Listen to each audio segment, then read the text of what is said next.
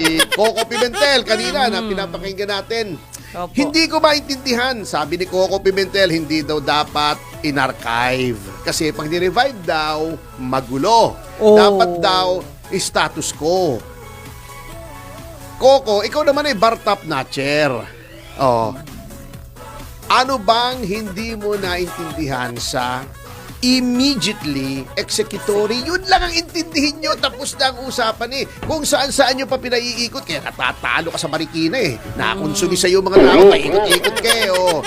Iba talaga yung na-appoint ang asawa, parang Coco, sa gobyerno. Nawawala. Bilang diplomat, nawawala yung sobriety at saka yung logic at pinipilipit lahat ng bagay maipagtanggulang ang gobyernong nag-appoint sa iyong asawa. Naintindihan naman kita. I feel you, baby. Pero si Manang Laila, ganun din, di ba? Yung taong noong nag-absuelto siya ay ang unang-unang pinasalamatan niya, hindi kanyang abogado, hindi yung korte, kundi ang Pangulo. So alam na. O, ipinipilit na naman itong kaboting ito, ha? Na yun daw ginawa ng Korte Suprema ay naging sanhi ng panghihina ng checks and balances. Paano nangyari yun, Manang Laila? Paano nangyari na nanghina ang foundations of checks and balances? Natakot ka pa, di ba? Nag-sorry ka na sa Supreme Court kung ano na sinabi mo. Nagtago ka pa sa privilege speech para ikaw ay hindi makontempt. Pero meron na rin na nasabi mula sa iyo na pwede na rin for contempt. Idagdag natin to doon sa contempt of court na ginawa mo at tineklamo ka nung hindi mo sinunod yung TRO. Kaya na, we feel you also eh. Hindi mo naman ginagalang kahit kailan ang Korte Suprema. Di ba yung TRO? Di ba? Hindi mo naman ginagalang yung batas, di ba? Sinabi na kapag ang abogado, they should lead exemplary lives. Maging uliran sa mga mamamayan. Anong ginawa mo? Nakiapid ka sa may asawa. Di ba? Kaya na iintindihan namin kung bakit hindi mo ginagalang ang batas. Bago i-analyze mo naman kasi yung sinasabi mong ang impeachment ay mahirap nang gawin. Hindi po mahirap gawin. Lalo ngang pinadali para wala ng question-question. Tuparin nyo lamang yung due process requirements. Ano bang mahirap gawin? Ano bang sinasabi ng Korte Suprema para ang impeachment ay maisulong? Unang-una, huwag kang lumabag sa one-year rule. Nasa konstitusyon yun. Yes. Number 2, sumunod ka sa due process. Nasa konstitusyon din yan, Manang Laila. Di ba human rights chairman ka dati ng Human Rights Commission? Ba't ayaw mong sundin yung human rights, yung due process clause ng konstitusyon? Kailangan lamang naman bago magbotohan kung i-impeach o hindi, ay bigyan ng kopya ang bawat congressman. Kopya ng articles of impeachment at yung mga ebidensya. Ayun. Due process Doon sa committee hearing, dapat din bigyan ng taon na madinig yung ini-impeach na tao. Natatandaan mo, Manang Laila, noong hinihiring yung usapin tungkol sa bilibid drug trade na ikaw ang involved. Ilang beses kang pinadalhan ng Committee on Justice sa pamumuno ni late Congressman Ray Umali. Binigyan ka ng pagkakataon na ikaw ay dumalaroon either by yourself or through a lawyer para pagtanggol ang sarili mo. Hindi ka dumadalo, pero binigyan ka ng pagkakataon. Ng chance. Yeah. Noong nagkaroon ng preliminary investigation, on record yan, hindi ka sumagot. Kinwestiyon mo yung jurisdiction ng DOJ and then later on ng Regional Trial Court. Sabi mo, dapat sandigang bayan. Hindi ka sumagot. Kayabangan mo, yan ang nangyari. Di nakulong ka. Na-absuelto ka. Dahil yung recantation that I strongly disagree with, pero ginagalang ko yon. Okay. Pero, the fact remains, ikaw nga hindi mo rin ginalang ang Supreme Court. Di ba nag-forum shopping ka, kinagalitan ka? Kasi nag-file ka ng motion to quash sa RTC, nag-file ka ng certiorari sa CA, nag-file ka pa ng certiorari sa Korte Suprema, sabay-sabay. You engage in forum shopping, which is contempt of court pag deliberate. Oo. Kaya, naintindihan ko na wala kang paggalang talaga sa mga hukuma natin. O, okay lang yan. Pero, ikaw naman ay abogada, ano ba namang excuse mo na hindi mo alam ang batas? Immediately executory nga. Coco, Laila, immediately executory. Babagalan ko, immediately, ibig sabihin, agad-agad, Yes. executory, dapat ipatupad. Yes. I-combine natin, immediately, executory, agad-agad, dapat ipatupad. Yeah. Okay, ha? Okay, naintindihan niyo po yun. Madali lang po eh. Hindi bali na si Senator Juan Bol. Okay lang 'yon. Hindi naman abogado 'yon, pwede na. Hindi bali na si Risa. Dahil 'yon binabasa lang niya kung anong ipasa sa kanya. Nagkamali yung nagpasa, nagkamali din siya. Yan. Hindi bali si Bam Aquino. Hindi bali na 'yan. Kayo ay mga abogado, haller. Si Kiko Panghilinan, hindi pwedeng hindi bale. Sa bagay, pwede rin nating sabihin, hindi bali na. Si Kiko Panghilinan yun eh. Yes.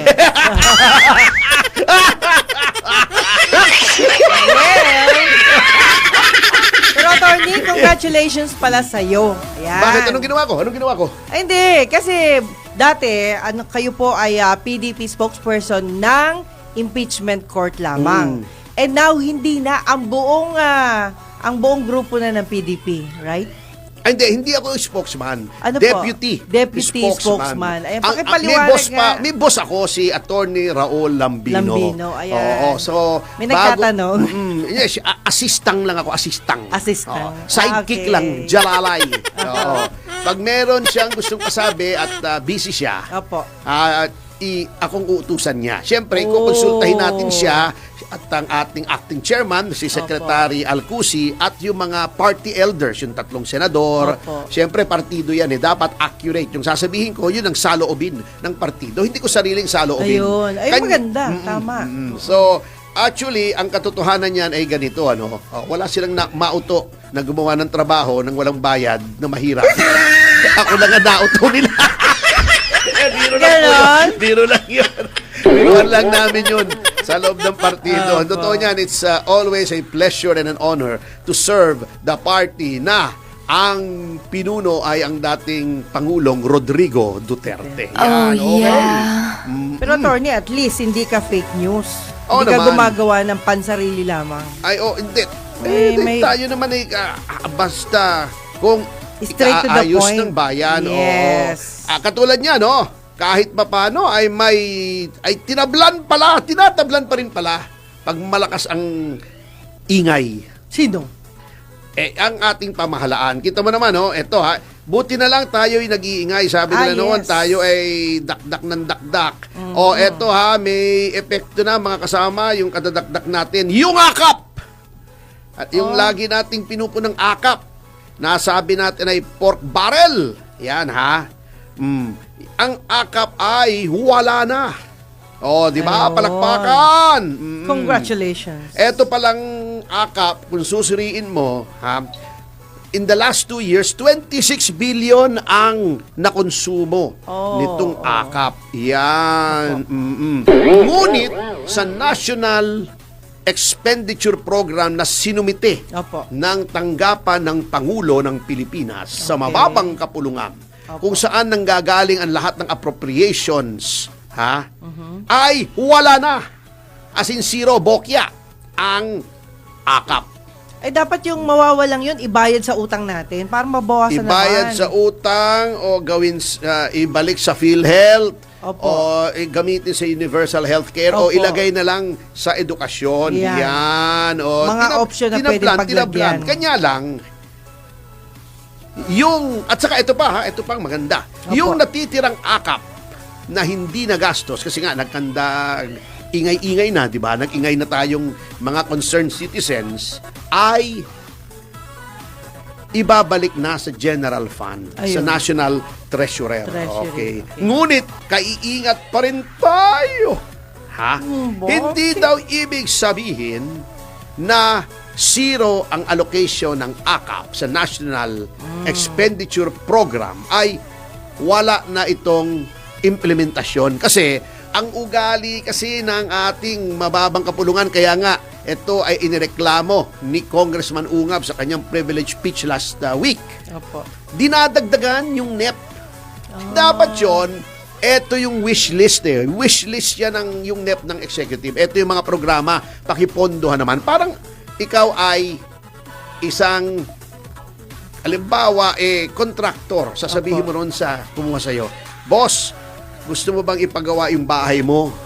Eto, budget, palitan natin yung bubong, palitan natin yung pintuan, itaas natin yung sahig kasi bumabaha para hindi ka pasukin ng baha.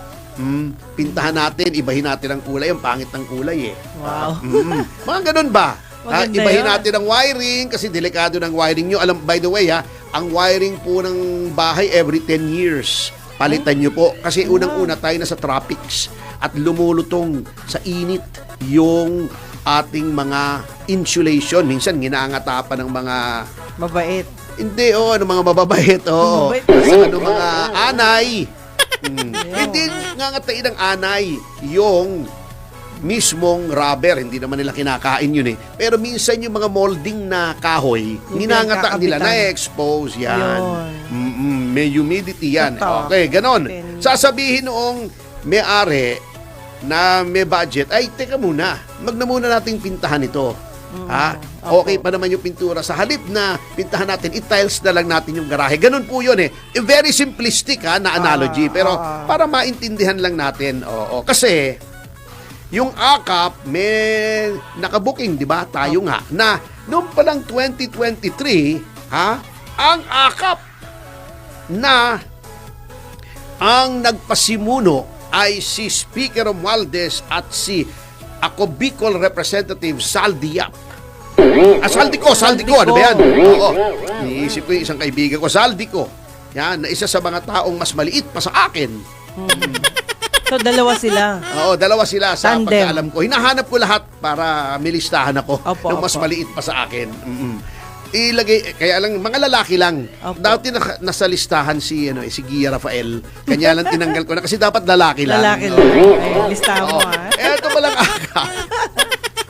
Ay, ang pondo nito ay 26.7 billion in 2024 at 26.16 billion ng 2025.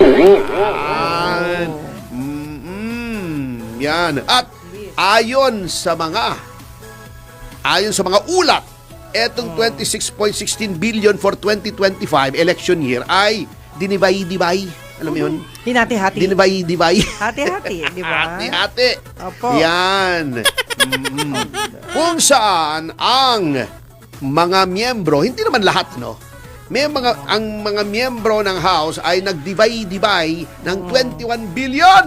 Wow. At may mga senador, hindi naman lahat, ay Okay. nagdibay-dibay Salary sila. ng 5 bilyon. Kasi inalis na yan, di ba? Opo. Natatandaan mo, may AKAP. Opo. Nagkagulo, inalis. Uh-huh. Ngayon, sabi, bigyan natin ng Senado ng 5 bilyon. Oh. O, biglang binalik. Yan ang